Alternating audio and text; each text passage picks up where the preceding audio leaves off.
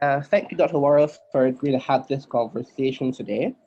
Um, I think what is going to happen is we'll give you 10 minutes to first present on the general topic, and then we're going to launch right into the discussion. Thanks very much, Rasheed. And thanks for arranging this forum. I very much appreciate the opportunity to share my thoughts on the past, present, and future of the Barbados economy. I thought what I might most helpfully do in these 10 minutes is to read to you the final section of the paper, which is on my website, DeLisleWorrell.com, which is entitled Development and Underperformance in the Barbados Economy 2046 to 2018. So here goes. The Barbados economy suffers from a peculiar malaise. The country boasts a very high level of human development and a wealth of talent, but there is in the society a pervasive sense of lack of purpose and direction. The economy has been in the doldrums since the time of the global recession, 2008-2009. And young people are looking abroad to make their lives and careers and improve their prospects. After achieving some success in diversifying sources of foreign earnings in the 1960s and 1970s, the economy has reverted to depending for its dynamism solely on tourism. Agriculture has virtually crashed out as a foreign earner. The manufacturing sector is in slow long-term decline, and the international business and financial services sector is faltering. Government continues to burden the tourism sector, the economy's only vibrant source of vital foreign earnings, with an ever heavier load of largely inappropriate taxation. Inconsistent policies and poor quality of regulation has deterred or delayed over $1 billion in new hotel investment since 2016. Fiscal incentives that are poorly designed and inconsistently applied continue to distort the local tourism product away from Barbados's competitive strengths in high quality, low volume, heritage, cultural, and other niches, as opposed to high volume and cruise tourism, which carry the danger of overcrowding, environmental degradation, and devaluation of the tourist experience. Insufficient and inefficient public sector investment and maintenance is reflected in deteriorating roads, public transportation, sanitation, water supply, and other public services. Public sector performance is well below the international standards required to achieve an acceptable ranking in the Global Competitiveness Report and the Doing Business Report, respectively by the World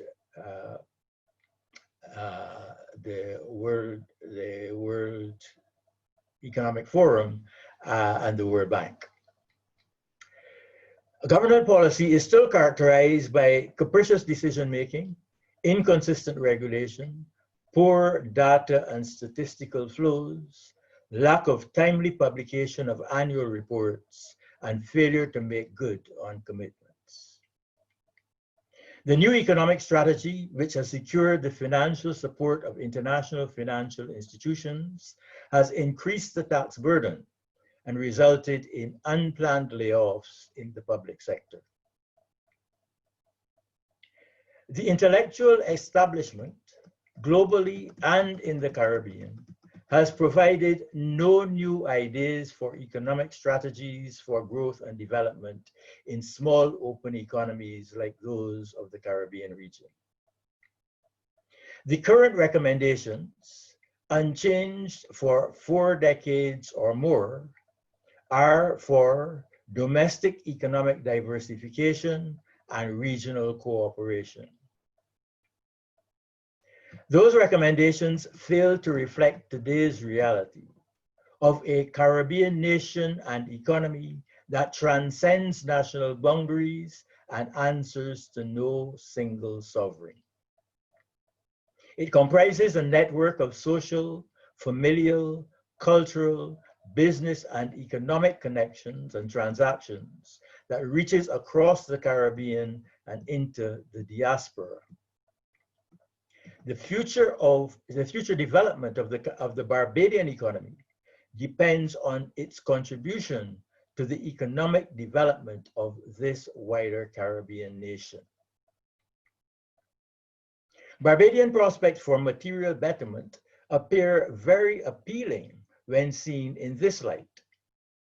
Already, individuals and families in Barbados and the rest of the Caribbean are availing themselves of opportunities which the breadth and diversity of this Caribbean nation affords through migration, remittances, purchase of retirement homes, charitable donations, business establishment, franchising, financial networks, working remotely, traveling for work, and in many other innovative ways.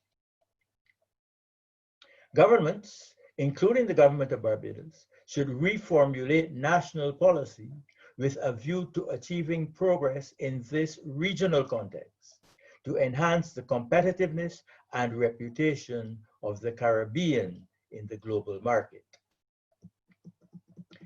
I will now share with you my vision of government policy in Barbados that would leverage the country's competitiveness and potential to ensure that the national space once again becomes a leading node of Caribbean development. Government would need to rework fiscal incentives to promote quality in tourism and discourage cruise and high volume tourism. It would have to provide more financial support for culture, heritage, sports, and other tourism niches. All government support for private enterprise, including tourism, would be conditional on the achievement of mutually agreed performance targets. Government would need to contract with the best international expertise to complete a 3-year makeover of public services and administration to bring government services to an acceptable international standard of performance with timely publication of reports and statistics. A practical time-bound strategy for the complete replacement of fossil fuel sources of energy is essential, with an action plan and 3 yearly deadlines to keep the strategy on course. Renewable energy has the potential in time to provide the economy with a sector that would make a contribution to GDP comparable to that of tourism. Government incentives, legislation, and regulation would have to be used to refocus the international business and financial services sector away from tax planning and towards providing services domestically that are directly linked into the global value chains of international companies.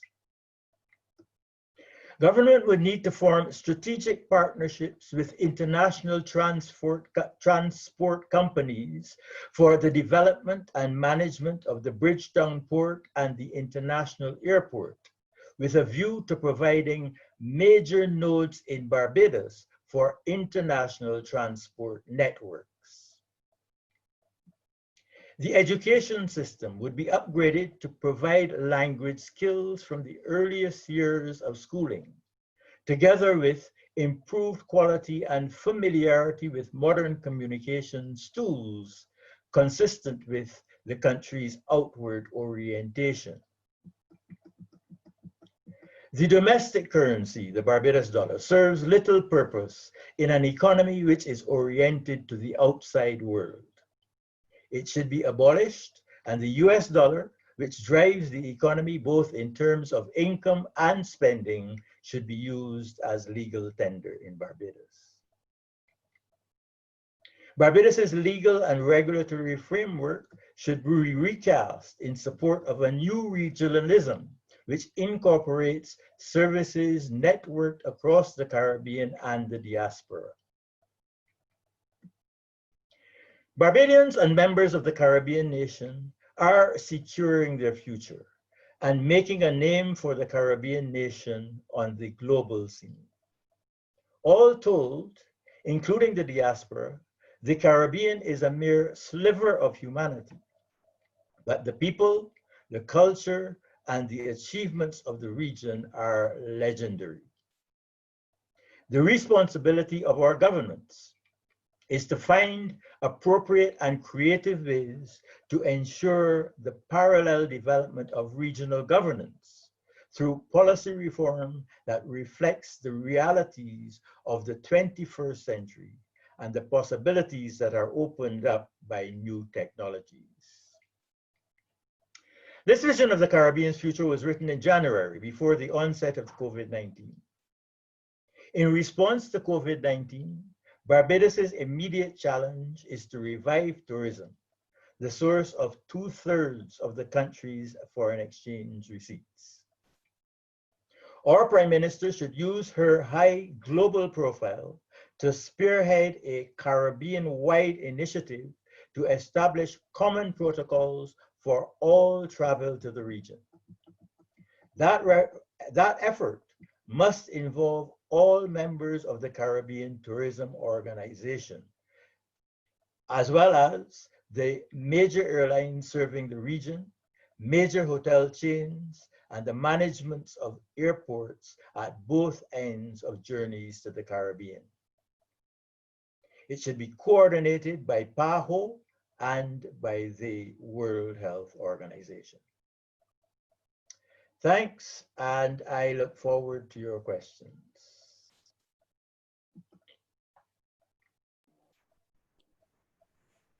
Thank you, Dr. Worrell. So we're going to unpack all those recommendations throughout the discussion, kind of actually see what the potential objections could be and how we can actually alleviate those objections. We're also going to have some background conversation on some other, let's say, very topical economic problems in Barbados that are very common in, let's say, normal social discourse. So on that note, I actually want to start with one topic that it kind of ebbs and flows in the media and the government and social media also. That is food security. Now, this normally comes up when you're going to have a conversation about import bill and local agriculture and those topics. So I'm going to read a quote that I think perfectly, what I would say, encapsulates the problem that we have in Barbados on this topic. I'll say who said this quote after I finish. So I quote, I do not subscribe to the view that because we are signed on to WTO in 1994, that we should necessarily accept the position that because something can be gotten cheaper someplace else, that we should bring it into Barbados and not grow these products locally and not provide domestic employment for ourselves. Now, this was said in 2016 by David Eswick, who was at that time the Minister of Agriculture. Well, to me, that strikes me as just, it's absurd a bit. For example, in Singapore, they import 90% of food and only 1% of their land is used for agriculture. And yet, according to the Global Food Security Index, Singapore is the most food secure country on earth. So, Dr. Worrell, why is it that Barbados should not think of food security as growing everything or growing most things in Barbados? And why is it also that the idea that you have to grow locally is the only way to achieve food security in a small state like Barbados? Right. So rich people are never insecure, food insecure. Is that not true? Mm. food security is a matter of your income and wealth. And it has long been known that this sort of fact was sort of the Indian economist Sen, Amartya Sen, was the one who sort of wrote about this most cogently, that famines are caused by lack of income. That if you have adequate financial resources, then if food is not available close to hand, then you simply purchase it and pay for it to be transported to you from wherever it is available. So agriculture in Barbados, in my view, and I have, contrary to what people think, I have always felt that Barbados has rich agricultural potential, but not for feeding ourselves, not for producing staples, but rather for, as everything else in Barbados, producing niche products, high value products. And my future for agriculture in Barbados, which would require a complete change in all our agricultural practices, would be as a producer of pesticide-free products, high value, high quality products for not only for use by Barbadians, but for export as well to specific niche market. Organic products, a completely organic agricultural production within Barbados. No use of herbicides, pesticides whatsoever. So why is it that this kind of still persists? Because every time you have a conversation about what they regard as the import bill being too high, it always comes back down to food security. And for example, like if maybe poultry and those things, where it doesn't seem like the idea of foreign exchange is very well understood still. Yeah, I think that is simply because people do not look at the facts of the case. There is actually very little of our daily food consumption that it is possible for us to produce in Barbados economically at prices that people could afford and with the quality and consistency that people have come to expect. So it is what people are asking for, which is a reduction in imports, a significant reduction of imports based on our domestic agricultural production, is simply not physically or economically possible.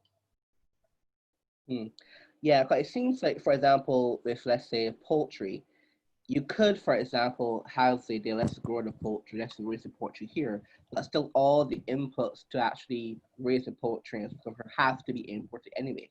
So you still have to just, let's say, switch the cost to import all the inputs instead of just importing the actual end product.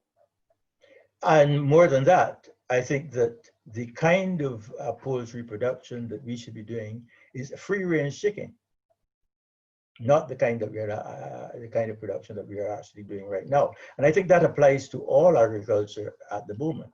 I think that I live in a rural area, and the amount of pesticide and herbicide that is sprayed on fields around me that comes through our windows on a weekly basis is really a serious discouragement for purchasing local vegetables. So we're going to move on to tourism. Now, I'm going to give some facts about tourism, and then we can have our discussion. So in 1980, the number of rooms, tourism rooms, and the hotel rooms in Barbados in general, or in total, was about 6,680. And in 2018, is about the same. And compare that to Dominican Republic, where in 1980, it has 3,800 rooms, and now in 2018, it has 78,000 rooms. Or Jamaica, in 1980, it had 10,000 rooms, and 2018 had 33,000 rooms. Secondly, in Barbados, the average spend per visitor is about 1,700 USD, and in Jamaica it's about 1,300 USD, and in USVI it's about 2,750 USD. And tourism currently accounts for about 50% of foreign exchange earnings in Barbados. Now you hear a lot of discussion, I see it all the time, even from local economists, regional economists, that tourism is dead, it has no future, it can't grow. And yet, when you look at the numbers, it seems more like it's a supply constraint, not demand constraint on tourism in Barbados. So firstly, should tourism be something that we actually should move forward and develop? And two, is it very economically viable in the long term? Okay, so I'm going to refer you also to, on my website, DeLisleWorrell.com, there is a paper on Caribbean tourism, which I think that I would recommend it as sort of addressing many of the issues raised by your question. And essentially, there is a level at which the Caribbean can be seen as a tourist destination. The entire Caribbean is seen by the markets from which we get our visitors as an entity. That is to say that there is a concept of a Caribbean tourist product, which can be marketed as such. But within that Caribbean tourist product, there is within each country and among countries a tremendous diversity. And that's the point that I make in my tourism paper. And within that diversity, there is opportunities for each individual country and even regions within countries to secure market niches for themselves. Barbados has actually been quite successful in doing this because, as you rightly point out, the total number of rooms available has not increased. But what has increased is the quality, the average quality of rooms of that room in inventory, and more importantly, the tourist experience in Barbados. So just to give one example, 30 years ago,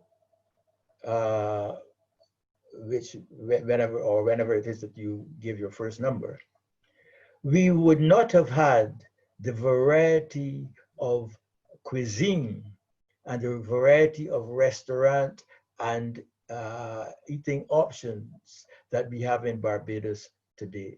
From fine dining to specialized products to street food like breadfruit bowls and so on.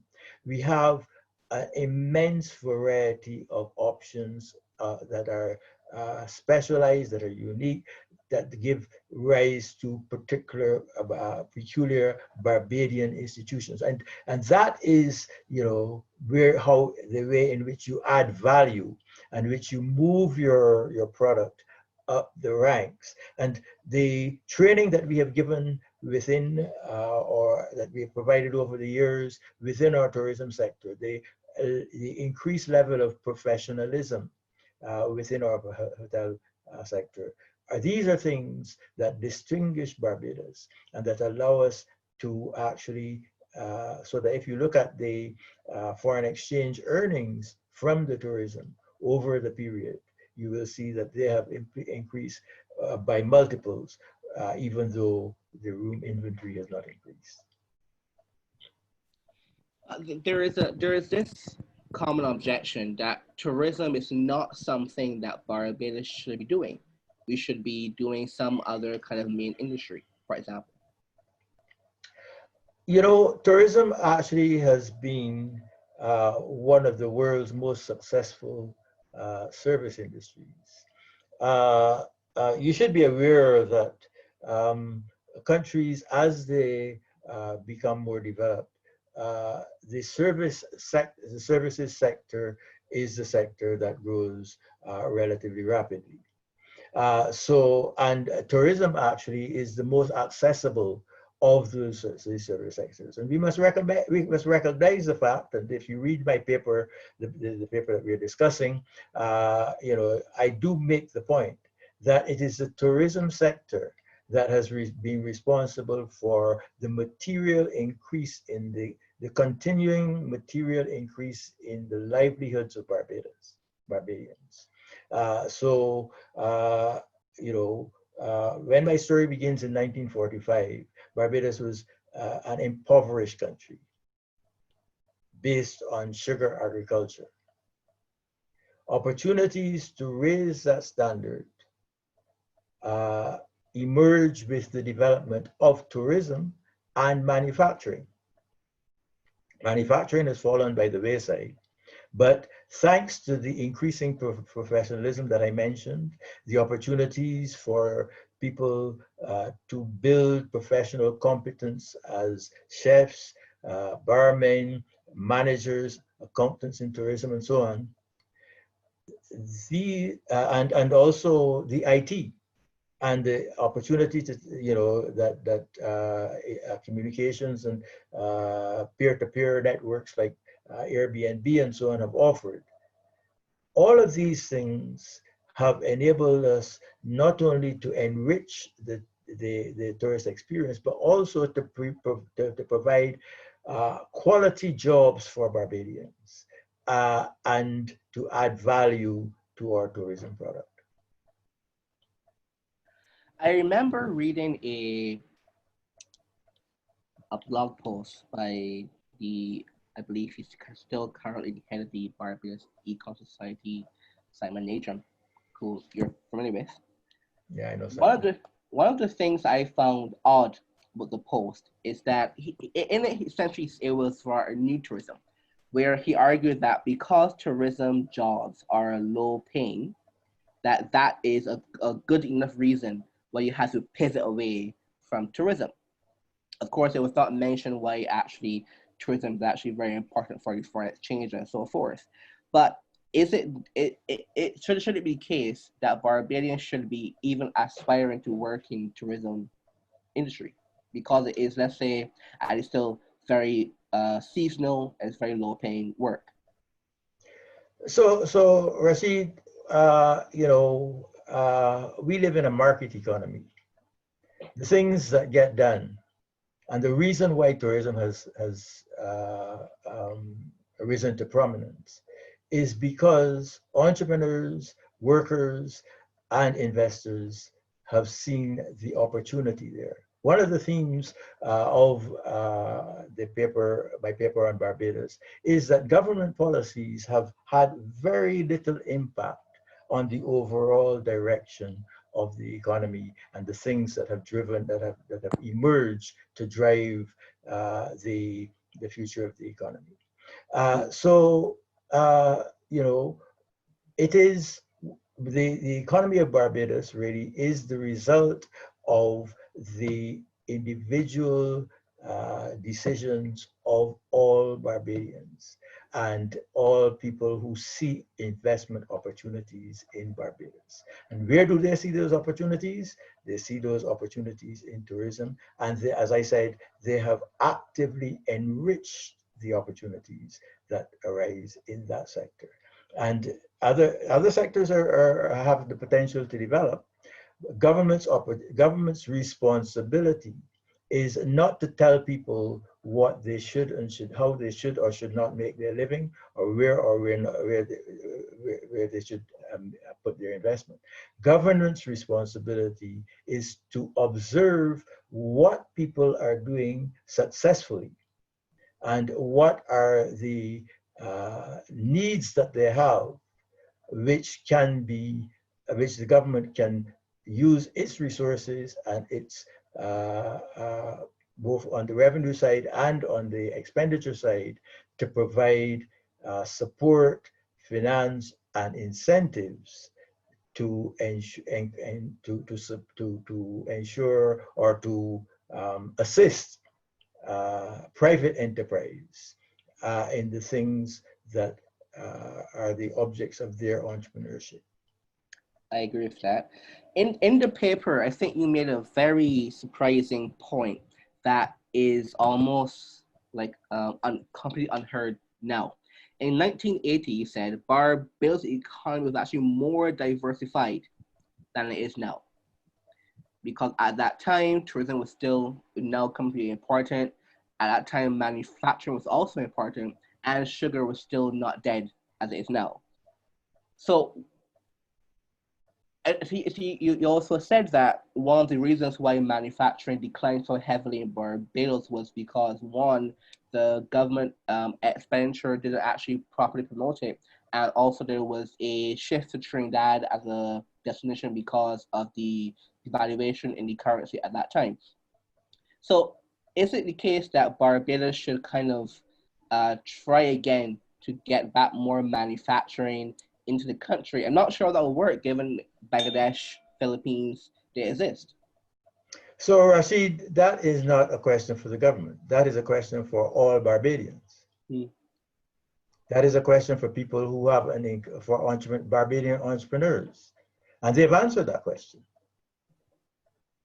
Hmm. The reason we don't have manufacturing is because neither Barbadians nor, in fact, investors in Barbados, because Barbados, you know, because we need foreign exchange to build hotels, to establish manufacturing, to buy machinery, whatever. Whatever investment we do will need some foreign, some source of foreign exchange to support it. And so partnership with foreign investors is a very good way of doing that. Also, if you don't have foreign partners, you're going to need to borrow foreign exchange from banks or somewhere. So I'm saying that these things will happen if people see profitable opportunities. And the reason we have no manufacturing, or we don't have no, we have some manufacturing. The reason that, and the manufacturing that I'm talking about is a successful manufacturing which is able to export, right? And therefore is competitive. And they will always attract investment, both local investment and foreign investment, because people see an opportunity to make money. So I think one of the things that is lost in these conversations usually is the idea of the tradable sector and exports. So very often I see, like, for example, the government trying to promote small business funds. I think it's the Barbados Small Business Association or something like that. And they always say, oh, you should start your own business and this and that. I mean, okay, you can start a barber shop or a salon and so forth, but that doesn't earn foreign exchange. So in some sense, it kind of always actually puts more strain on the foreign exchange. So could you probably explain why is it so important to promote tradable sector that is Right. foreign?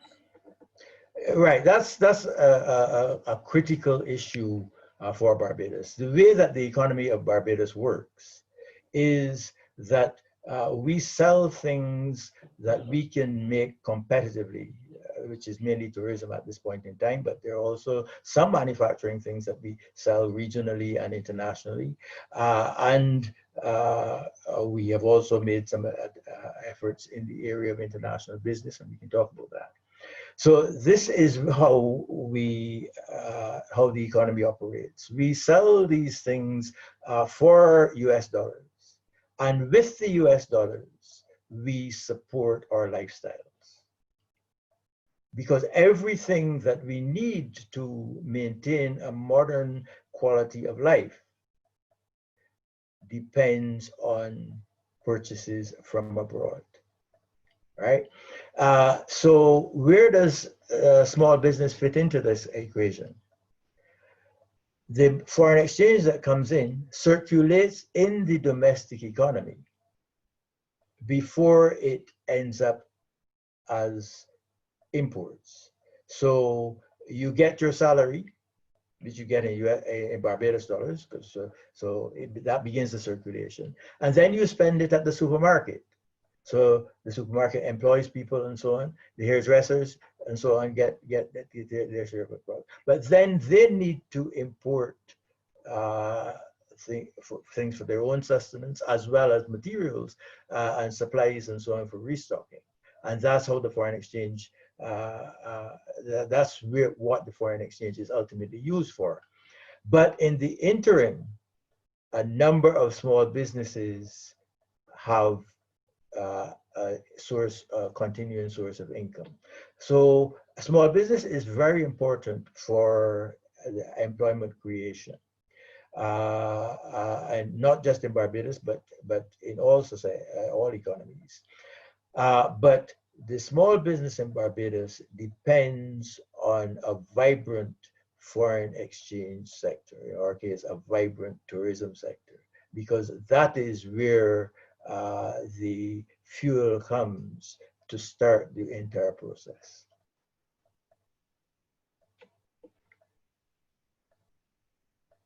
Your mic is off. The government of Barbados, I think perhaps last year, maybe year before, they started to tax Airbnb hosts on their accommodations and so forth. Now, it seems this is like another example of what I think unnecessary taxation on a key market. What do you think about those extra taxes? Yes, no, I think that the government tax system on the whole is not consistent with the competitiveness requirements of the economy. So we should not have a VAT, for example, because you want to preserve the competitiveness of your tourism sector by putting the main burden of taxation after products have come into the system.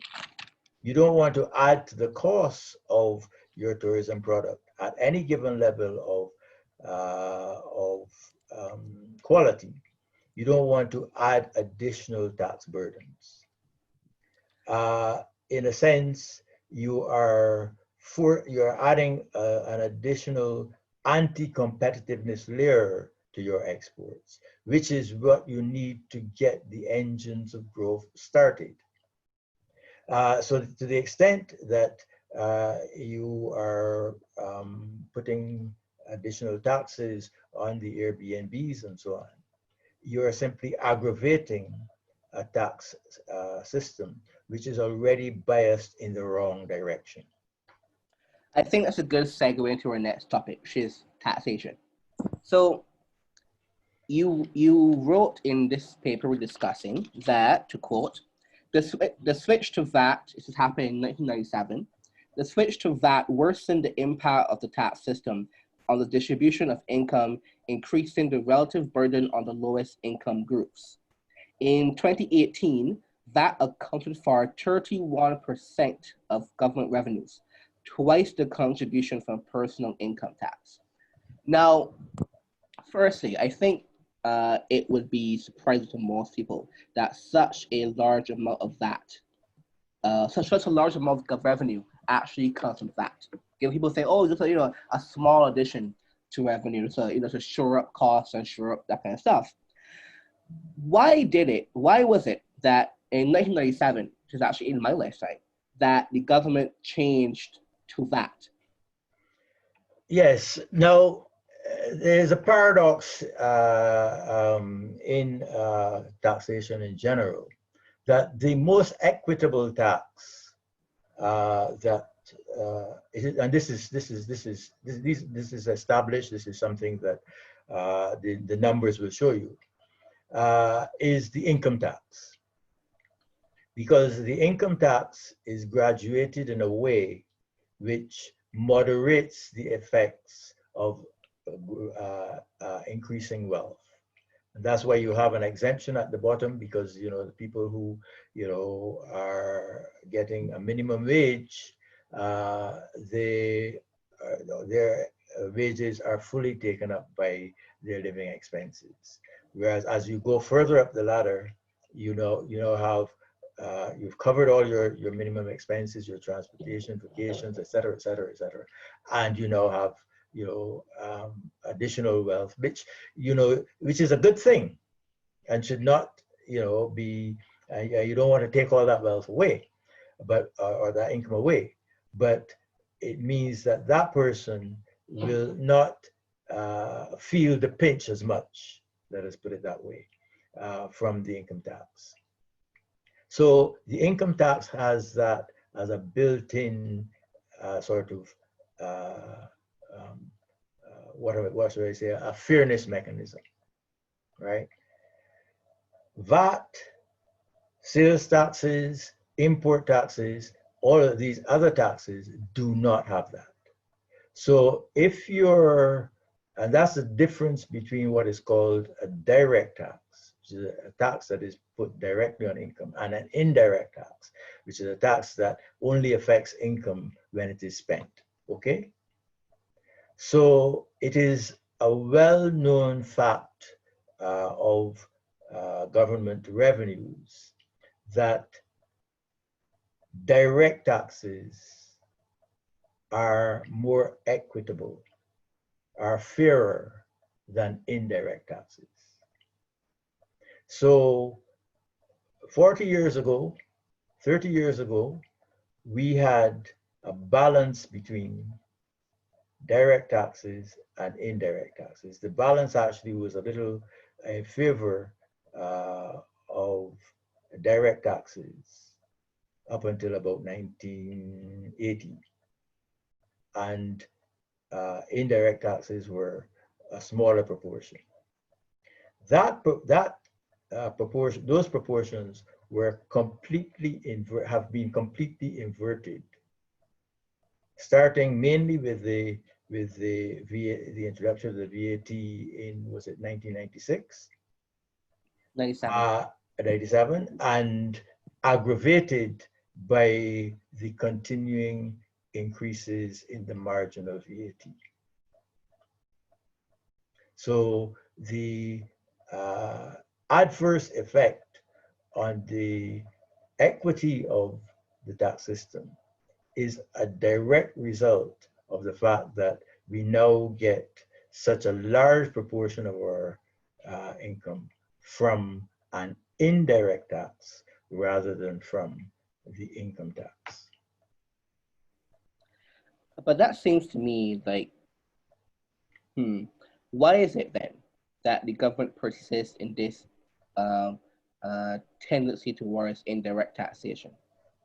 I think it is because, actually, I would say it's a failure of my profession, because I don't think that we have explained to people in simple language. And the other thing that is a failure actually of the media, of our leaders in general and so on, we don't use data. So what I'm explaining to you is obvious when you look at the actual numbers, right? So in the Barbados paper, I actually quote the data on the distribution and what is called the Gini coefficient, which measures the extent of inequality within the society. And that is information which is available to everyone. And people can go and they can look at the distributions and they can ask, and data is available that estimates can be made of the impact of various taxes on the income distribution. But that research is not being done, and those data have not been made available. Hmm. Another tariffs. So if I remember correctly, about 90%, recently at least, about 90% of government income came from tariffs. Now, interestingly, the Barbados Tourism Development Act excludes almost everything that hotels imports from duties. But yet, for example, normal consumers in Barbados, they have to pay what sometimes pretty much excessive duties on imports. Is this also another kind of, let's say, A, failure of data, and B, failure of, let's say, economists in Barbados to kind of really explain why this kind of high tariffs on imports in Barbados is actually not a good thing for consumers?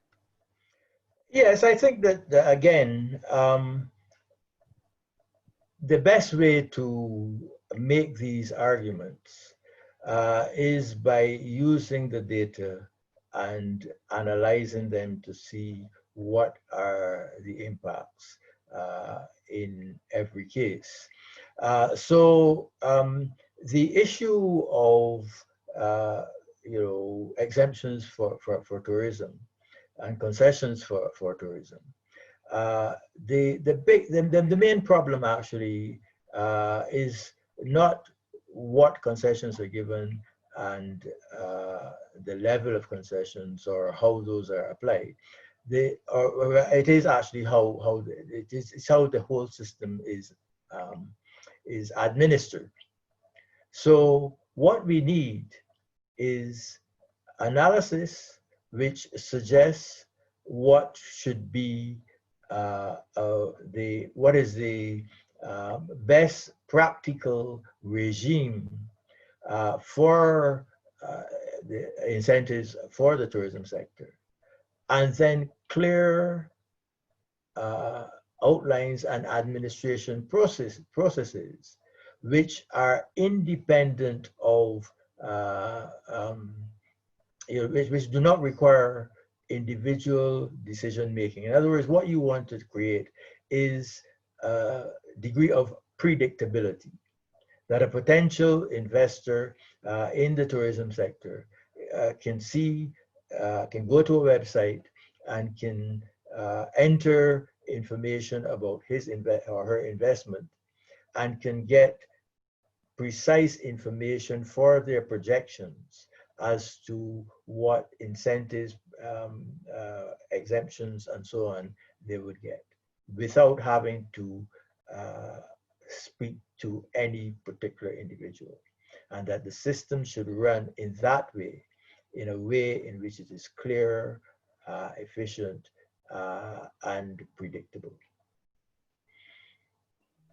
Interesting. So again, another good segue into the next topic, which is investment. And that is to me broken down in two parts. One is the idea of national banks, and the other idea is a wealth fund.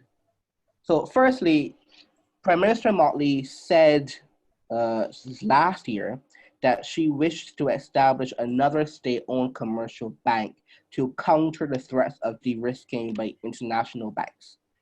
I'm not exactly sure why that's a good idea. Maybe you could explain or counter. Yeah, de-risking is a phenomenon which the short answer to the question is that the answer to de-risking and the way to get rid of the risk of de-risking is actually to abolish the Barbados dollar. Okay, actually, before So we go on, the I risk should comes from the need to um, if you want to do transactions outside of Barbados, even as close as Trinidad or St. Lucia, you need US dollars, right?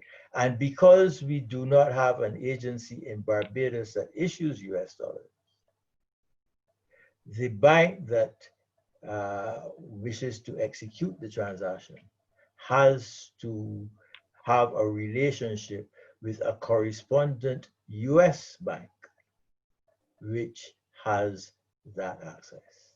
And that is where the problem lies. And if you establish a national bank, you're going to have the same problem. Because this national bank is going to have to establish a relationship with the US bank. And the US banks will not know this bank. This is a small bank from an obscure place that nobody knows about. We think that everybody knows about Barbados, but the only thing that they know about Barbados is that Rihanna comes from here. You know, establishing a domestic bank will not address the issue of de-risking. Yeah, I think that just to give context, so de-risking is the idea that when a local bank in the Caribbean or any jurisdiction has to do correspondent banking with a bank in the US, then if they don't have that channel open, then it'd be essentially de-risk. So that's kind of where the term comes from.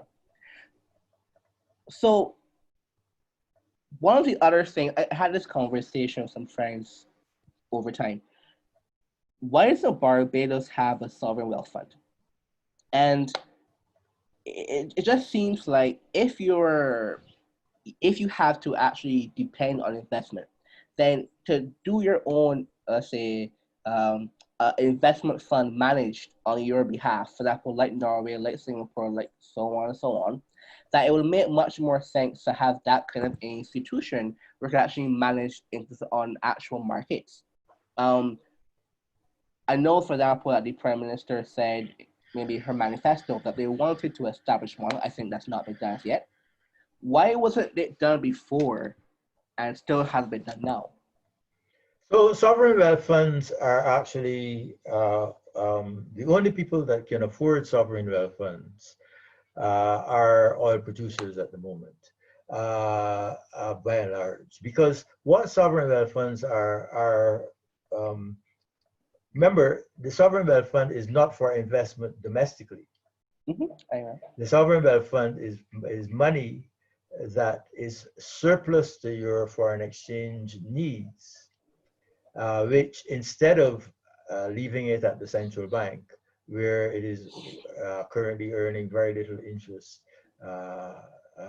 from US Treasury bills and so on, you put it into a separate fund which invests in high-yielding investments in the rest of the world. But we are not in a position to do that because we do not have a surplus of foreign exchange over and above the domestic consumption and investment needs. But it does, okay, but maybe, for example, I know at one point in time, Barbados' foreign exchange holdings was, I think, pretty good standing in the early 2000s. At that time, you don't need, for example, that much more money to actually start a hedge fund managed, let's say, that not managed by a hedge fund that is directly answerable to public institutions. But $1 million, $2 million, can start somewhere, and that return, even in a basic index, could simply be a useful return over time. So I still don't see, I'm not sure if that not having oil is a good enough reason to not have a sovereign wealth fund. Well, you know, look at it this way, right? So, as I said, what you're dealing with is the excess of the surplus of foreign exchange, which now resides, for example, at the central bank, over your needs, right? So the way you should look at it is, what are we earning on our foreign exchange at the moment? And would it help in any way in terms of the yields in foreign exchange to take a proportion of it and put it into a separate fund, which you invest in the way that you suggest? And I'm saying that at this point in time, that is not really something that merits, you know, focus at the moment. I think a more important issue for our foreign exchange at the moment is whether some of those funds which are currently invested in mainly in US treasuries, treasury bills issued by the US government, should not be invested in assets, financial assets denominated in RMB. Okay. So you mentioned earlier about dollarization. Now, this is me probably one of the most important topics you can discuss as you know. So maybe you could give a general, let's say, review of why, for example, dollarization is actually useful in the given the context that many people seem to think that it is important for the government to be able to do monetary financing in troubled times. Right. There are several ways we can address that. So let me try going back to history, right? So currency has historically been a big problem for the Caribbean in general, because transactions were done with sterling, but the supply of sterling coins initially, and then when notes began to be made available, notes and coins in the Caribbean was always a problem. There was always a shortage of specie in the Caribbean because it had, the coins were minted in the United Kingdom, and the notes were issued by banks in the United Kingdom, and they had to be physically transported to the islands, and so there was never enough in circulation. So the British administration at the time, the colonial administration, came up with the idea of establishing currency boards in most regions, including the British Caribbean. And the British Caribbean Currency Board, established in Trinidad, issued currency equivalent to sterling in amounts that made it adequate supply for the currency. So having a domestic currency made sense because it answered to the scarcity of currency. Fast forward to today, we're only sort of trivial transactions are actually done with currency. So currency actually, and in COVID, currency is a nuisance. You don't want to have stuff that you have that has to be transferred to be actually physically passed to people. So we live in a world in which most transactions are actually done digitally. Your credit card is a digital record, right? And you transfer value through credit and debit cards, through checks and so on, by instructions, not by use of currency. So why do we have a currency? Right? Especially when the currency is subject to devaluation, right? Why don't we just accept that the record, that since everything is digital, we might as well denominate them in the currency that matters to everybody, which is the US dollar, because that ultimately empowers your income and my income in a way in which the local currency does not.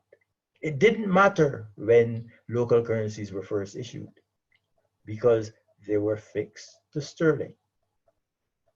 Once the currency is no longer sterling or US dollar by another name, once it becomes subject to even the possibility of devaluation, then it is no longer useful. To look at it another way, that even in the current circumstance, people who have access to US dollars, which are, and those are usually the people who are the wealthier segment of our economy, are able to protect the value of their savings by maintaining those savings in US dollars. So Barbadians who have that access have already insulated themselves against the possibility of devaluation. The rest of us who don't have access to US dollars, we are, that is a risk that we face.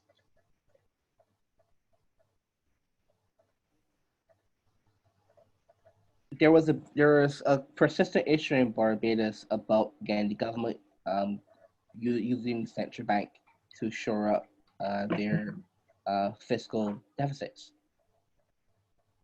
Is this not I mean, how is it you could get Barbadians to kind of understand that that option is more poisonous than helpful? Right. So the thing that has, the Barbados government, the Barbados dollar, when it was first established, was seen as the US dollar by another name, so to speak, because the peg was secure.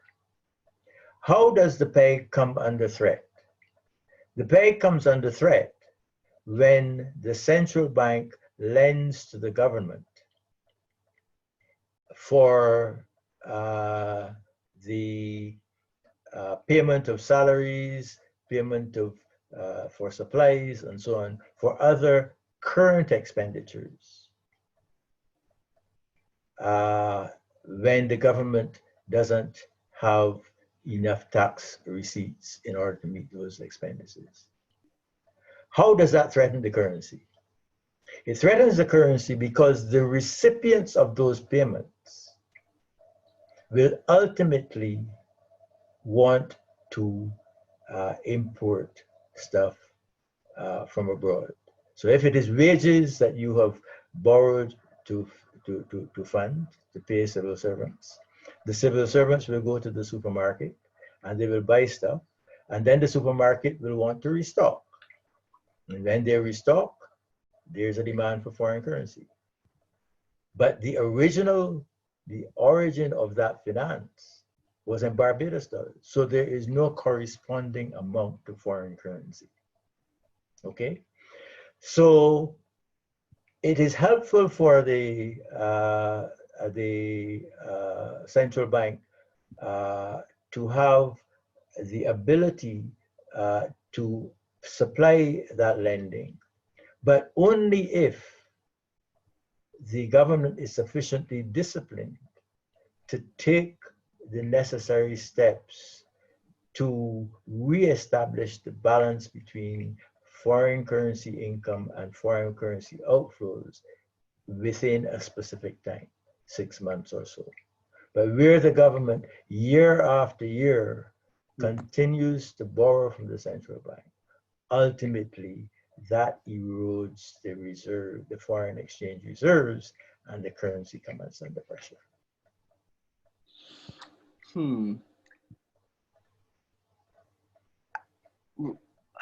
Capital controls is a pretty prominent feature in Barbados. I think perhaps last year they have allowed Barbadians more ability to hold USD savings.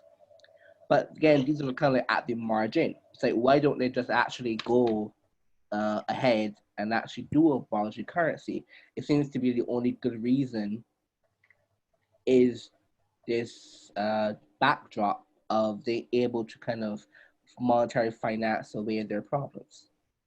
Right. So capital controls are actually there's a myth of capital controls. Actually, we have not had capital controls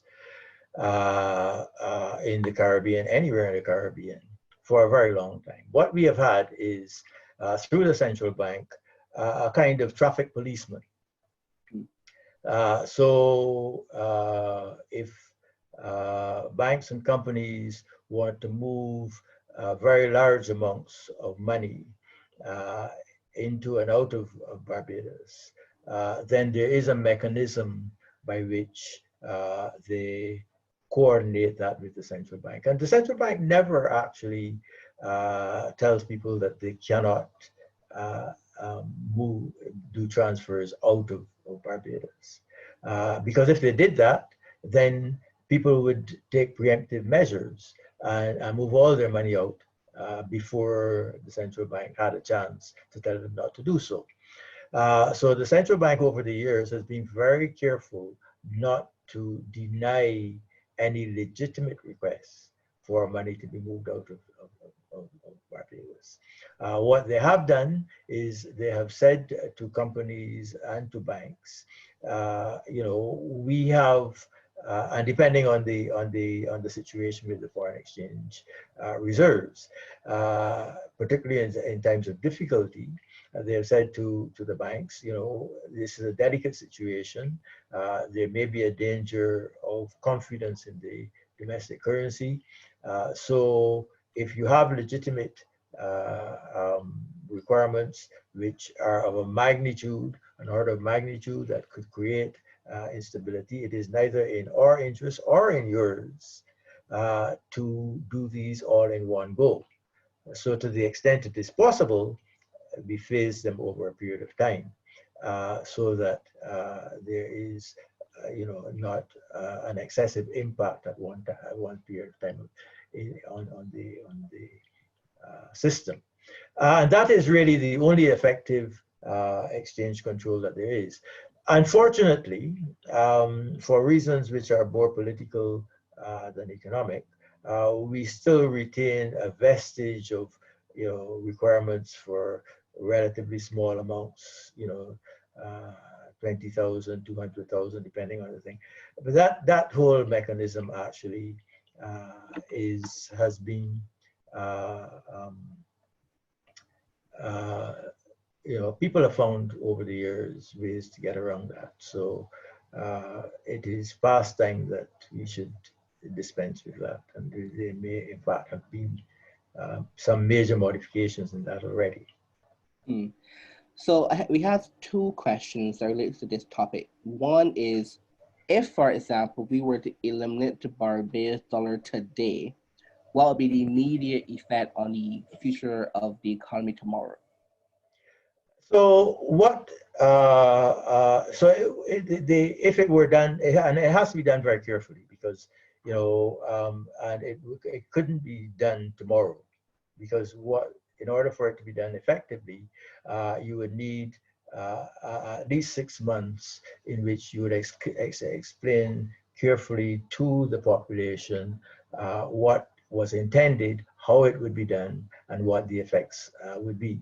But the immediate effect, actually, whenever it was done, would be to eliminate the apprehension about devaluation, so that people could make the decisions based on, so if people are making investment decisions in particular, they would be able to make those decisions based on the merits of the business proposition, without worrying about whether they would be subject to devaluation and whether they would get permission to move funds out of the country, and et cetera, et cetera. Okay.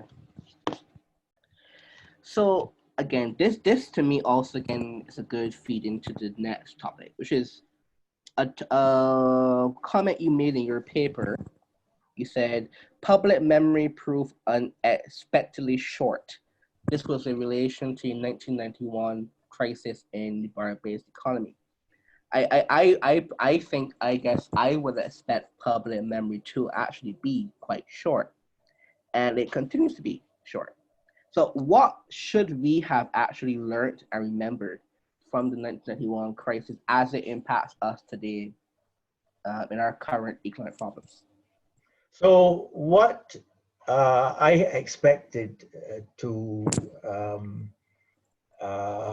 that what I thought we had learned in 1991 is that we should at all costs avoid a persistence of current account deficits, of large current account deficits in the fiscal accounts. In other words, that government year on year should not have a situation where the costs of running the government, wages, purchases, interest payments, transfers, and so on, that total cost exceeded the amount of revenue being collected. That situation, should it persist, would lead to exhaustion of foreign exchange reserves and the danger of a devaluation. I thought that that was a lesson that we had learned.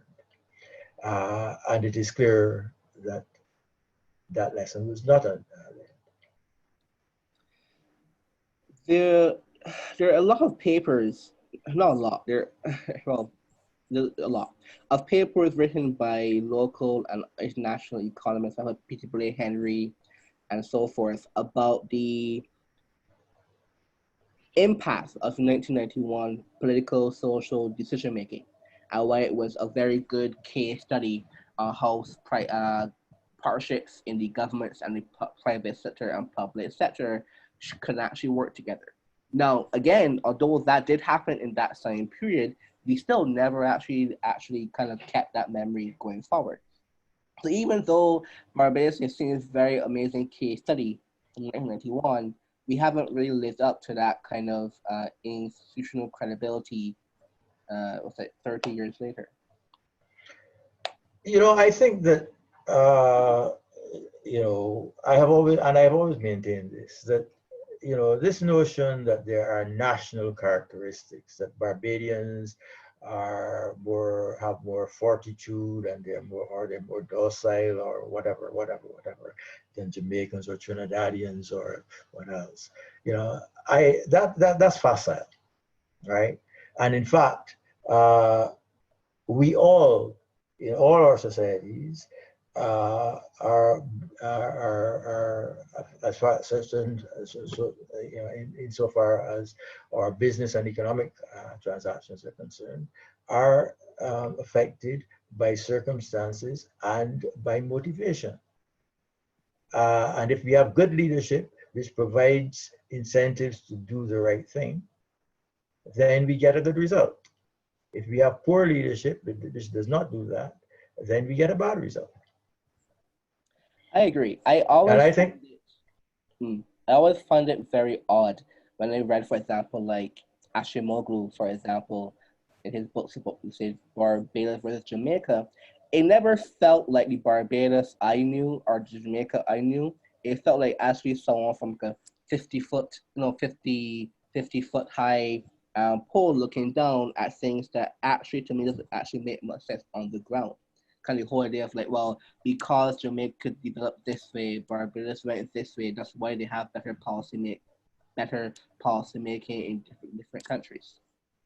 No, I think that absolutely. And in fact, I think the best illustration of that is actually goes back to the mid 1970s, when we were all still mainly sugar producing economies throughout the Caribbean, except for, well, certainly Guyana, Barbados, Jamaica, were sugar producing. And there was a big boom in sugar, and also in bananas, if my memory serves me correctly, and commodity boom generally. And at the time, and bauxite in Guyana as well. And the difference and that is when the fortunes of our countries began to diverge. And the difference was a difference in policy and leadership. And the countries that adopted better policies, found themselves in, were able to weather the circumstances and to accommodate to what were quite violent fluctuations in the external circumstances in the second half of the 1970s. And that is what manifested themselves. It was that leadership and decision making which made the difference between the more successful and less successful Caribbean countries in subsequent years. There is a very, well, it's popular in Singapore at least. There's a popular clip on YouTube with Lee Kuan Yew, the first former Prime Minister of Singapore, who's in power for I think like 35 years or so. And at a campaign rally, I think it was maybe 1980, it could be, but definitely early 1980s, at a campaign rally, he gave a speech where he was talking about the arguments that the opposition party was levying against him. And he said one of the main arguments that they keep saying, oh, Lee Kuan Yew, you are too focused on profit, profit, profit. And in his counter argument, he said, if you're not focused on profit, you know what happens? You become like Jamaica. Jamaica was his example of a country that was doing, a small country, that was doing well in the early 60s, early 70s, and then just stopped. And that was always his, and he used that same example like other times in different speeches in Singapore as always the example of what happens when the government does not remain technocratic and focus on policy and profit. You get Jamaica. So I always find it interesting that this Caribbean example was always his like apex example of bad policy. Yes, no, I think that is true. You know, profit is probably not the word that I would use because it has connotations, but certainly economic viability is the key.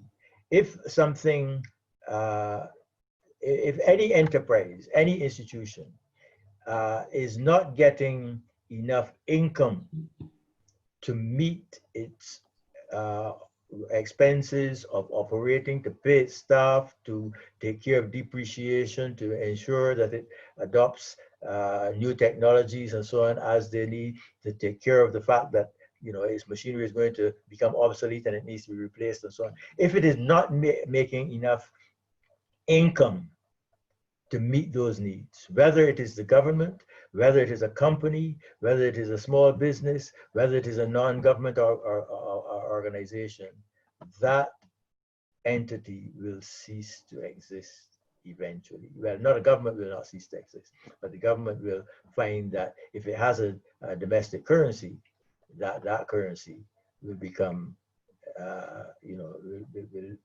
eventually lose value.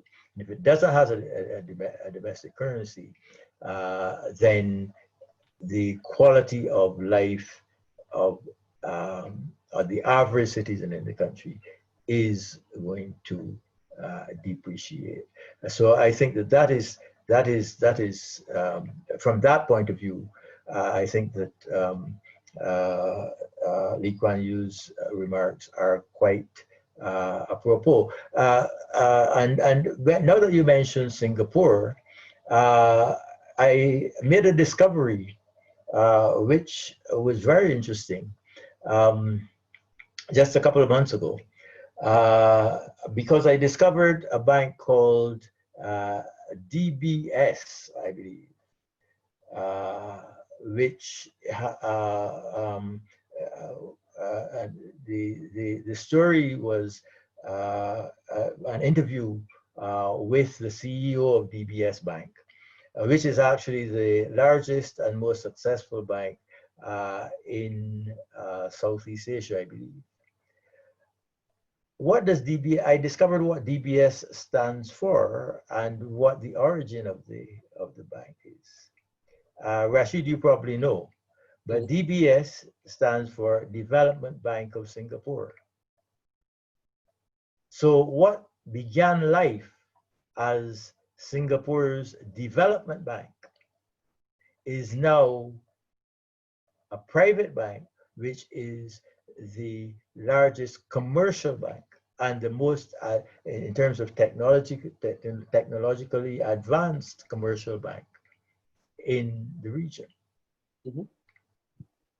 So that is an example of, what Lee Kuan Yew, I think, is thinking about. That, the way that development and success requires you to move in the direction of things that will actually generate the income from which you can build wealth. And that's why I say in my recommendations that in government's support for tourism, in government support for cultural industries, in government support for new technologies, whatever, it must be performance related. You must have targets for income and surpluses, which are agreed with the government before you get the assistance, and monitoring as you go to ensure that we are meeting those targets and to make adjustments to ensure that we get to where we want to be. Renewable energy. You mentioned in a paper that you think renewable energy could provide the economy with a sector that will make a contribution to GDP as large as tourism. How would that work? Not immediately. So what the immediate benefit, and in fact, I shouldn't say the immediate. In order to realize the potential for a switch to renewable energy, there has to be a deliberate, multifaceted strategy, because you want to do many things. You want to replace your current electricity generation. You want to replace all the fossil fuels that you're now using to generate electricity. That's all the diesel, and as well as all the natural gas, which is that is, I think they're still using some gas for some generation.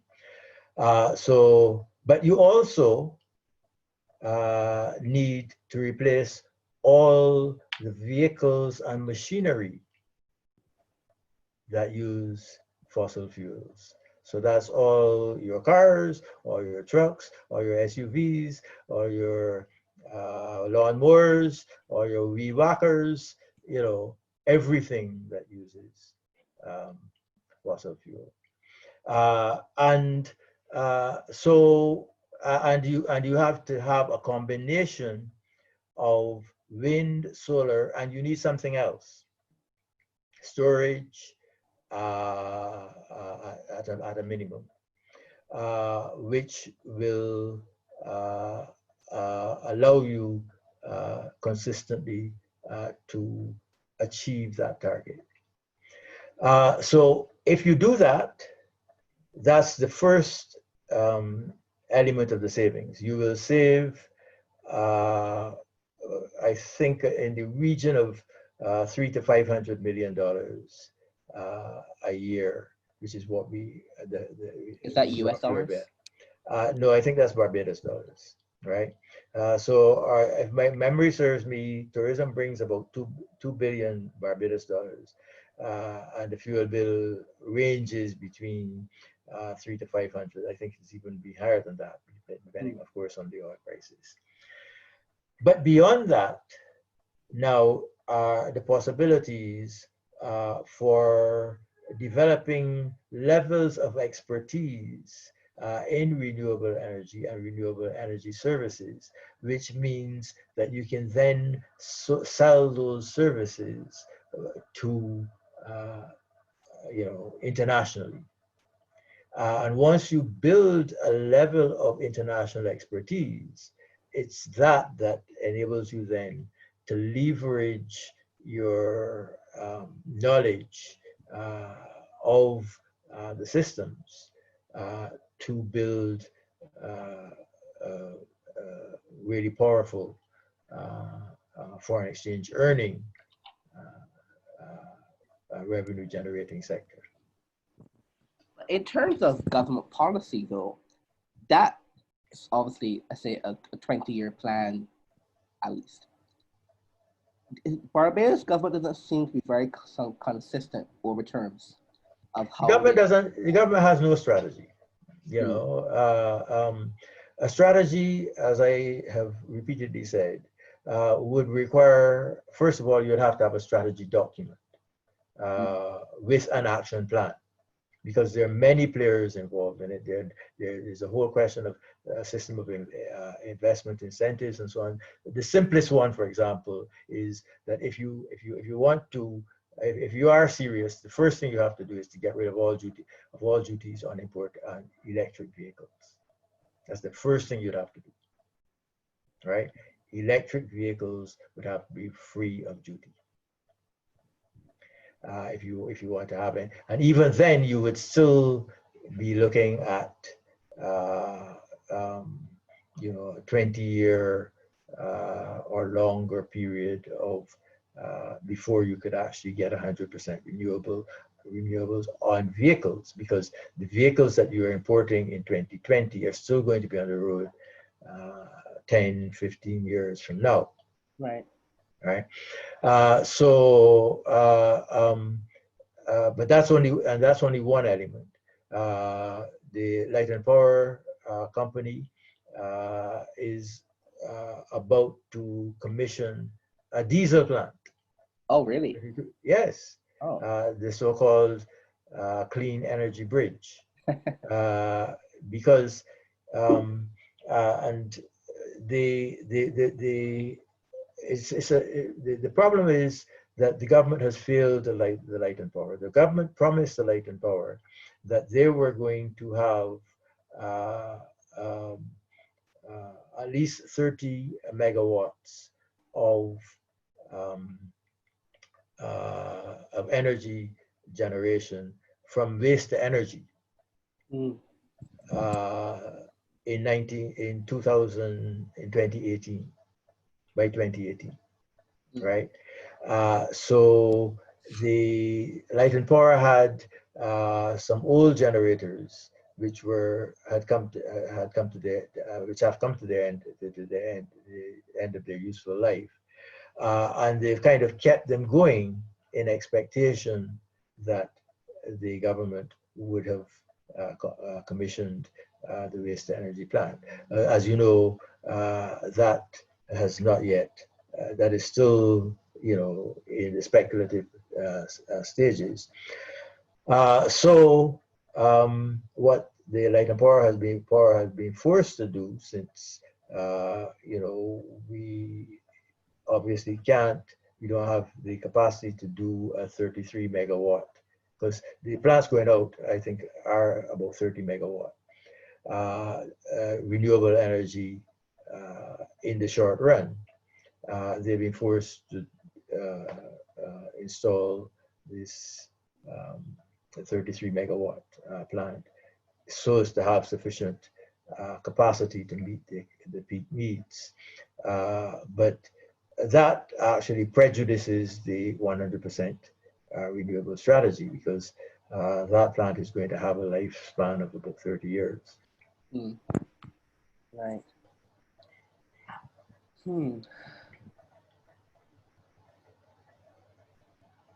But how then would it doesn't seem the government's actually trying much to actually have a very long-term plan for renewable energy. It says it wants to, but it hasn't actually materialized in any robust way. That's a fair comment. You know, it's because the bits that have to be put together in terms of what is the mix of solar and wind that you're going to install, what is going to be your backup sources of power, the regulatory framework, of course, what role will light and power play in the whole exercise. And because, and as I said, the whole incentive system, the question of,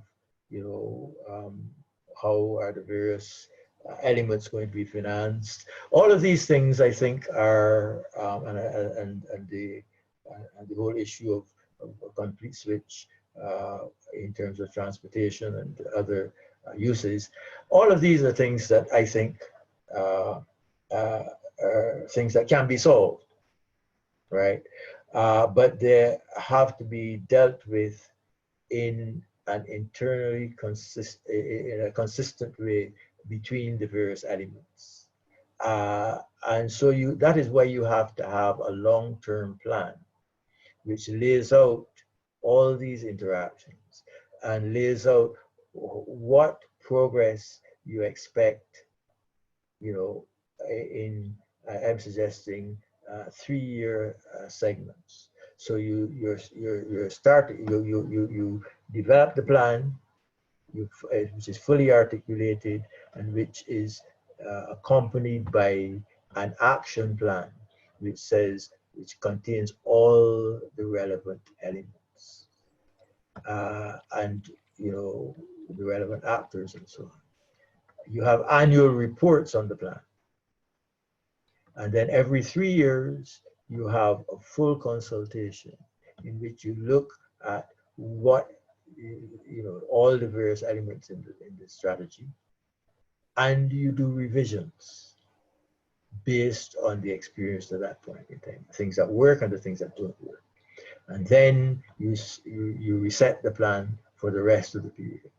And that is and if in the absence of that, we're just going to stumble along, and we're never going to get to 100% renewables. So this leads into well to my final prepared topic. And of course, anyone who's listening, you have any questions, feel free to ask in the comment section. I'll read them back to Dr. Worrell. Public sector reform has been on the agenda in Barbados and other Caribbean countries since independence. And yet, it seems to me like still everyone in Barbados, at least, or any other Caribbean country, has at least one monthly story about some interaction with the government services, and that is negative. Why is it that the public sector has been almost like resistant to reform? And why is it, how can we actually have a meaningful reform of the public sector to actually achieve a civil service that could actually manage and manage state enterprises and strategies like renewable energy for the next 20 years? Yeah, that's a terribly difficult question. The problem really is that our system, our overall representative so-called democracy doesn't permit it. So practically, which of the present political parties is in support of the proposal that I have made for a complete makeover of the public sector? And the answer is none. Yeah. And what is the reason? The reason is that they have to get elected. And any party which says that it is going to do what needs to be done, which is a makeover, and I've gone to great lengths to explain how that should be done in a modern way in which you create a bridge for all members of the public sector, either to move up in terms of quality and professionalism, or to move out in ways that enable them to continue their lives and livelihoods, and to move on in whatever way they are able, interested, and willing to do so. So all of those are proposals which I have put out there, which, if implemented, would not only result in a civil service that is of international quality, but would actually benefit the existing members of the public service, both those that are motivated and those that are there because it's a job. But nobody's interested. And I think that is the fundamental, and there are things that actually do not require reform, which could be implemented tomorrow, and they're not being done. And the reason is that we have a political system and an electoral system which does not create the right incentives. What are some of these things that could be done tomorrow for us? Annual reports. So you and I and every member of this audience should be able to,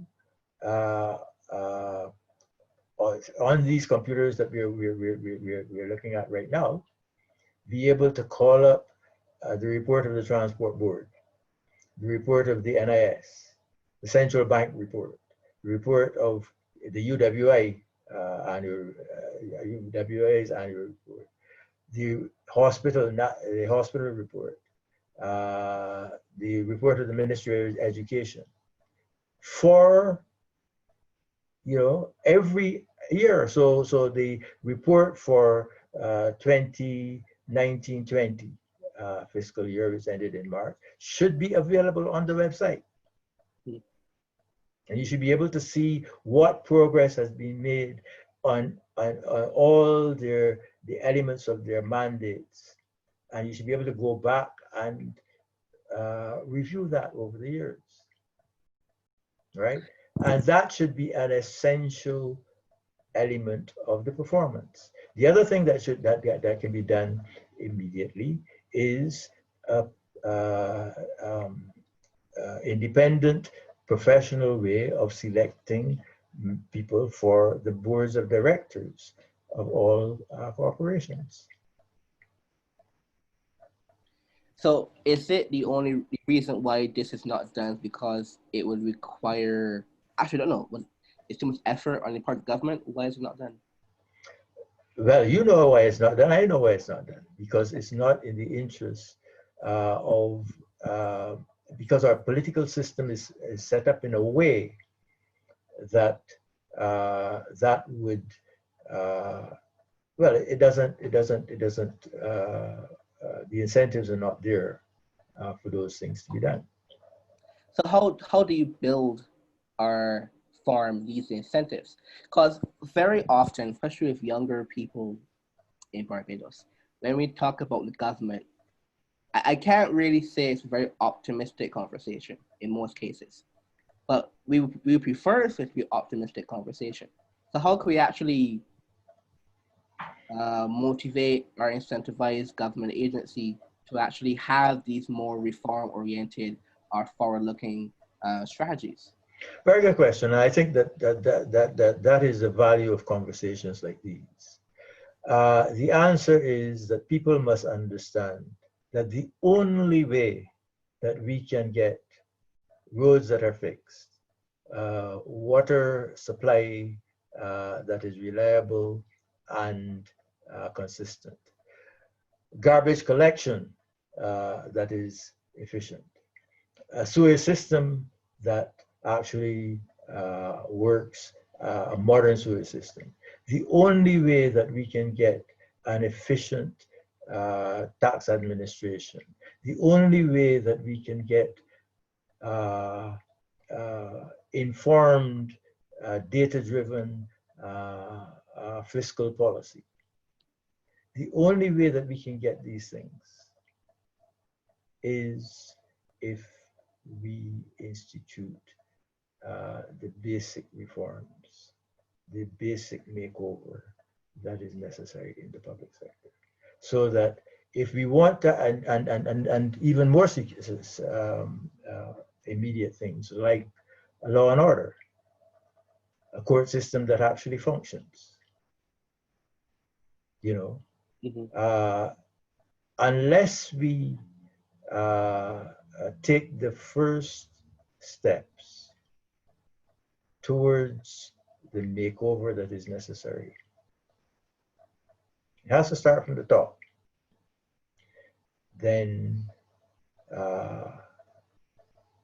you know, we are spitting in the wind as far as improvement in economic policy is concerned.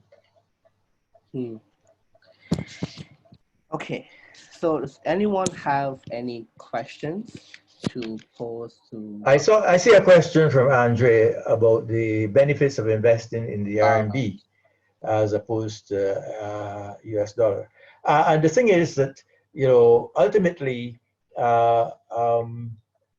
because products from China are so much more affordable, much of what we buy is made in China. But it comes to us not directly from China, but through established channels in the United States. If we were able to establish direct payments arrangements in RMB, that would be a first step towards diverting, towards making more direct arrangements. We would also need to, you know, if you want to fully realize that, we would also need to establish more direct transportation channels. But certainly in the payments channels, we would no longer need to depend on correspondent banking, and we would no longer correspondent banks, and it would permit you know, direct payments. So, and if that were to materialize, then it would make sense for the central bank to have accounts and balances in our RMB, which would probably be held with the People's Bank of China, over which it could make settlements.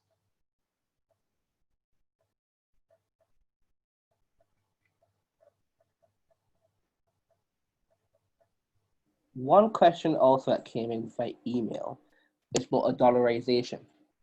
So although the US dollar is so entrenched in the world economy, also in the worst case scenario, if the US dollar, let's say the US economy goes through a crisis and the US dollar goes through a crisis, would that then more negatively affect Barbados as if we had our own domestic currency still at that point? It's hard to see, to think of a circumstance in which that would happen, because even if we have our own currency, if the US dollar depreciates, and it has various times against sterling, for example, which is the other currency that is prominent in our trade, then our currency falls with the US dollar. So, you know, Barbados is not large enough, that's an understatement, for its currency to matter in international transactions. So it's always going to have, so the purchasing power of our currency is always going to depend on some other currency. So the only way that we can actually perhaps have an influence on that, as I said, is, and this goes back to the RMB problem. So if we have balances in RMB and the currency and the US dollar depreciates, it wouldn't affect things that we buy from the US, right? Because that our currency is moving with the US dollar. But it would mean that the things that we buy from the RMB, if we then use the RMB balances to transact with purchases from China, we would actually not be actually, no, we won't. Yeah, yeah. I have to think that through. Okay, so there are two more questions. One is about, let's say, the first one is about dollarization again. So could you expound a bit more on how dollarization could solve de-risking? It's still not as clear to some persons. Right. So de-risking is because what you need to a bank which will allow you to convert your Barbados dollars, right? So you have an account with a bank in Barbados, which is denominated in Barbados dollars. In order to buy things in the US, you now have to convert that to US dollars, right? What dollarization will do is that deposit that you have in your bank of $100 Barbados will immediately and overnight become $50 US, right? So you can spend that $50 anywhere that the US dollar is accepted. You don't need a correspondent bank. Okay. So credit unions, wherever you have whatever financial institution you have funds held with, those funds will be already in US dollars. So therefore, all the compliance costs that associated with the correspondent relationship would be unnecessary because we don't need the correspondent relationship in the first place. No, you still need a compliance because everybody needs to some level of compliance. But we wouldn't need the extra compliance costs that are incurred by domestic currency institutions. So another question was, this person asking, what 3 steps could the average Barbadian take to advance the country's collectively the country's economic viability and sustainability? Just say it goes back to the question of, yes, the government is kind of, let's say, not very efficient, not very forward thinking, but we are not in government. So actually, what could we do to kind of push that forward? Right. So the thing that, and that's why I say that this conversation is very important. I think the thing that we all have to do is we all have to absorb the message that the thing that is holding back the competitiveness of our economy and the thing that is has left our economy really essentially rudderless is the lack of efficiency and capacity in the public sector. And that we have somehow to make it clear to our politicians and to our political aspirants that we need as the first priority deliberate efforts to reform, to make over, I don't like to use the word, to make over the public sector in ways that will provide us with public services that function. And I think that we should say to our aspiring politicians that the first sign that we are looking for that that process has begun is annual reports of all government departments, all government agencies, and all statutory corporations. I think that that is the main thing that I would say, the first, second, and third thing that individuals can do. Because, absent that, nothing else is going to help. And I think that to the extent that, so I think that's the tipping point. That's the hurdle that we have to get past. Because if that doesn't happen, then we're reduced to doing what we are already doing, which is that each individual, each family is having to determine, how are we going to cope in the current circumstance? Can we actually continue to make a living in Barbados? Do we have to move to wherever the options and potential is for our services? There's another question that came in. I'm going to read it, but also going to reinterpret as well. So it says the Tunisian economist Fadel Kahoub likes to delineate between low-valued added industries and makes the point that the inputs that are used to support tourism products tend to be relatively high on foreign receipts and therefore can keep you locked in a cycle of dependence. So I guess in terms of if you're going to be doing tourism as an industry, I would assume then that the more focus shouldn't be, for example, on, let's say, cruise tourism, which is very low value tourism, and therefore like West Coast Barbados type tourism. So I know, for example, the government has said, oh, we should get more cruises and so forth, but that seems to be like a unnecessary waste on resources. Yeah, absolutely.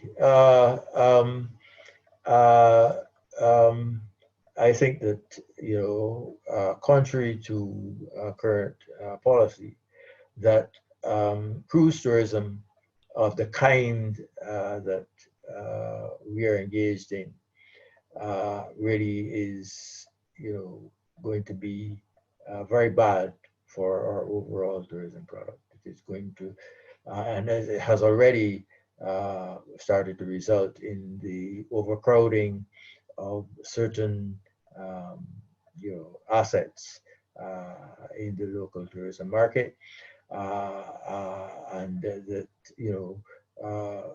the benefits that the country gains from cruise ships that dock here for only 4 or 5 hours, and which have on board all the things that we were expecting to benefit from. So the cruise industry has gone in a direction really which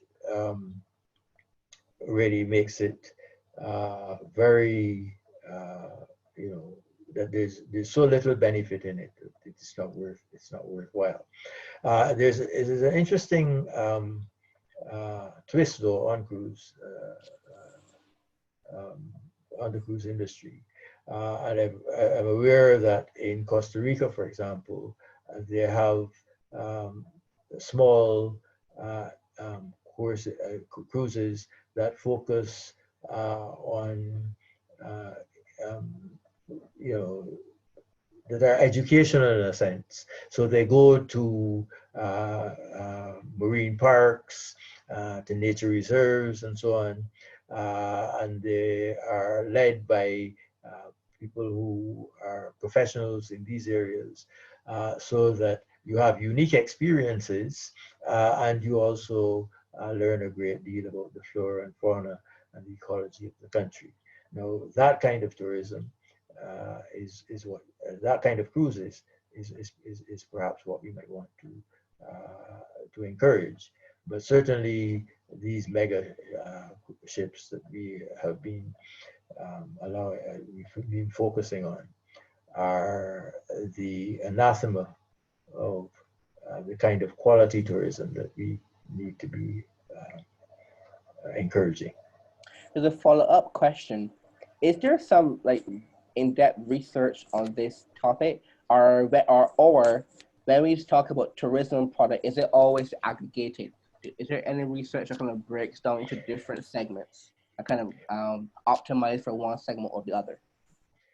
I suspect there is. I have not myself,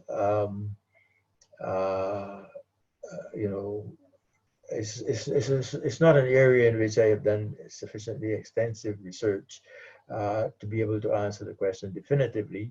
I would, however, suggest that uh, members of the audience who are interested might should, you know, may have a read of the paper that I have done, which, as I said, is on my website. But there is one reference, a book on tourism. I think it's called Over Tourism. But what I will do is I will send you, I don't have it to hand at the moment, but the book was published about 4 or 5 years ago. And it covers tourism all over the world. And it is in that book that I saw the reference to the cruise that I mentioned in Costa Rica. So I think that's a good, it's probably the most comprehensive um, analysis of the pros and cons of various types of tourism all around the world, in fact, of which I'm aware. Okay, thank you. There's one more question that came in. Uh, do you still encourage younger people to join the government? Sorry? Would you still encourage younger Barbadians to join the government? Unfortunately, no, because, you know, as I say, I don't see in place a strategy that takes the country forward.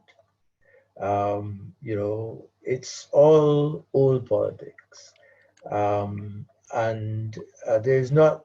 I don't think it is because people are bad and so on. I don't subscribe to the notion that, you know, one side is corrupt and the other side is not corrupt and so on. By and large, I think that we have free and fair elections, and I think that you know, the people that offer themselves for election are you know, people just like everybody else. But the system and the fact that, you know, people win elections by, you know, essentially putting themselves in positions where they're able to employ people or to secure employment for people and contracts and so on. You know, you know, and it means that the entire system really fluctuates with who is in power. And that is a system which cannot be made to be efficient. I think it is not a coincidence that in Singapore, which we admire so much, yeah, and where they have a highly professional public service, there is no turnover of government in elections. It's never been. Never been. Yeah, since 1962, the PAP has been leading Singapore. Okay, that's all the time we have for today. It's actually overtime. Yes. Thanks very much for organizing this, Rasheed. Thanks everyone who has joined us. As I say, I'll provide that reference to Rasheed. So if you get in touch with him, then and any follow-up questions and so on, I'd be happy to entertain. You can always get in touch with me through my website. As I said, it's DeLisle Worrell, one word.com. Thanks, everybody. And thank you very much, Dr. Worrell. Bye, everyone.